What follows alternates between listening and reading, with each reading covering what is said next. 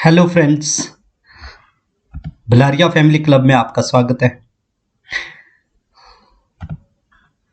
Hello friends, welcome to Bhalariya family club.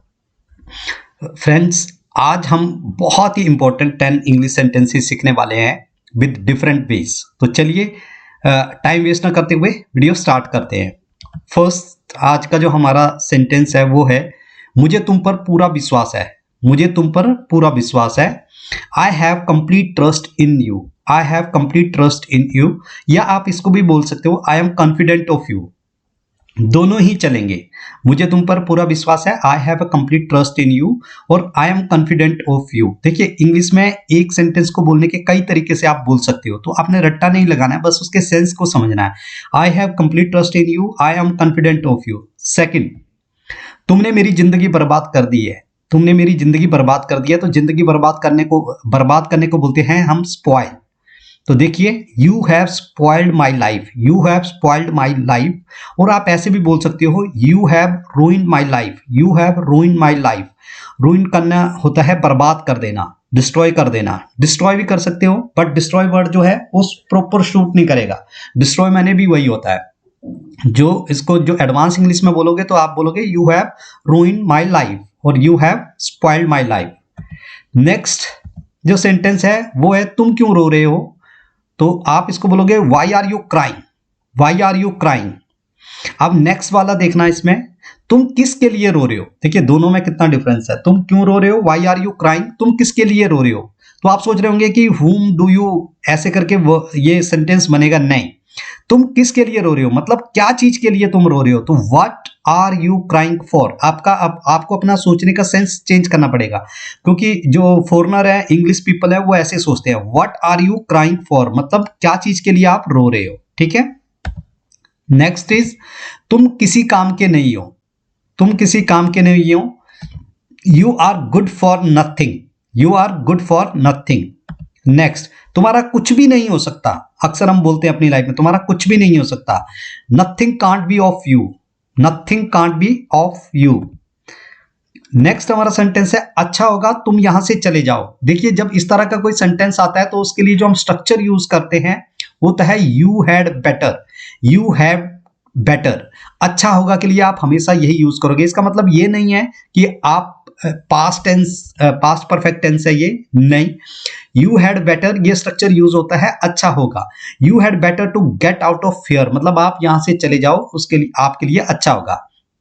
एक और देखते हैं इसी तरह का सेंटेंस, अच्छा होगा तुम और इंतजार मत करो। अच्छा होगा तुम और इंतजार मत करो। तो देखिए, you had better not wait any more. Not wait any more आपके लिए अच्छा होगा कि मतलब मतलब आप और इंतजार ना करें। तो अच्छा होगा के लिए जो स्ट्रक्चर यूज होता है वो होता है you had better. Next sentence है हमारा, उसके आने की संभावना कम है। अब इसको दो तरीके से बोल सकते हो, उसके आने की संभावना कम है। तो पहला होगा there are few chances of her to come, या his. There are few chances of his और हर, दोनों में से कोई भी, लड़का होगा तो हर, और सॉरी लड़का होगा तो हिज, लड़की होगी तो हर।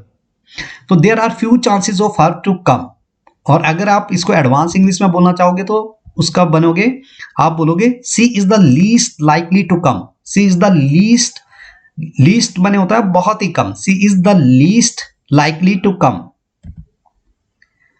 नेक्स्ट हमारा सेंटेंस है, तुमने हम सबको धोखा दिया है।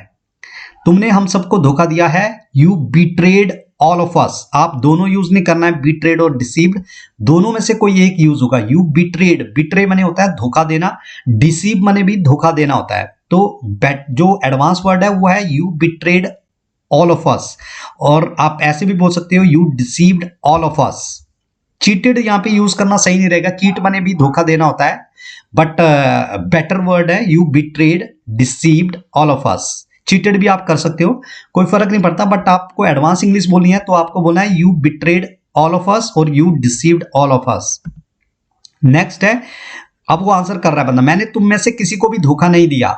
मैंने तुम में से किसी को भी धोखा नहीं दिया। I betrayed neither of you. Neither का हम वहां पे यूज करते हैं, मतलब जब हम बोलते हैं कि मतलब किसी एक को भी नहीं। I betrayed neither of you. Next sentence है हमारा, समय हर जख्म भर देता है। समय हर जख्म भर देता है, अक्सर हम अपनी लाइफ में बोलते हैं, जब किसी के साथ कुछ होता है तो हम बोलते हैं कोई बात नहीं, कि भाई समय हर जख्म भर देता है। It is said that time heals all the wounds. Heal माने होता है ठीक करना, ठीक है, वुंड्स माने होते हैं घाव।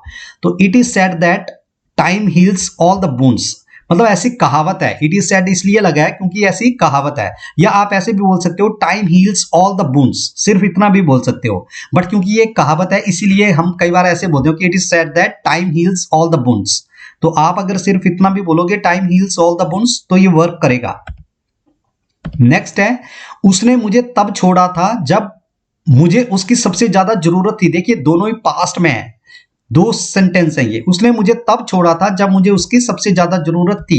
ही left me all alone when I needed him the most. देखिए दोनों जगह वर्ब की सेकंड फॉर्म यूज हुई है, he left me all alone. All alone यहाँ पे क्यों यूज हुआ है, क्योंकि मतलब बिल्कुल अकेला छोड़ दिया था उसने, ठीक है। He left me all alone when I needed him the most, जब मुझे उसकी सबसे ज्यादा जरूरत थी। नेक्स्ट सेंटेंस है, तुम हमेशा मेरे अच्छे खासे मूड को खराब कर देते हो। हम अक्सर दोस्तों में आपस में ऐसा बोलते हैं, तुम हमेशा मेरे अच्छे खासे मूड को खराब कर देते हो। You always spoil my good mood. You always spoil my good mood. या आप इसको नेक्स्ट है उसका, मेरा मूड खराब मत करो। Don't spoil my mood. ये तो हम हमेशा बोलते ही रहते हैं कि यार मूड मत खराब कर, डोंट स्पॉइल माई मूड। और अगर ऐसा बोलना है कि तुम हमेशा मेरे अच्छे खासे मूड को खराब कर देते हो, तो you always spoil my good mood. So next है,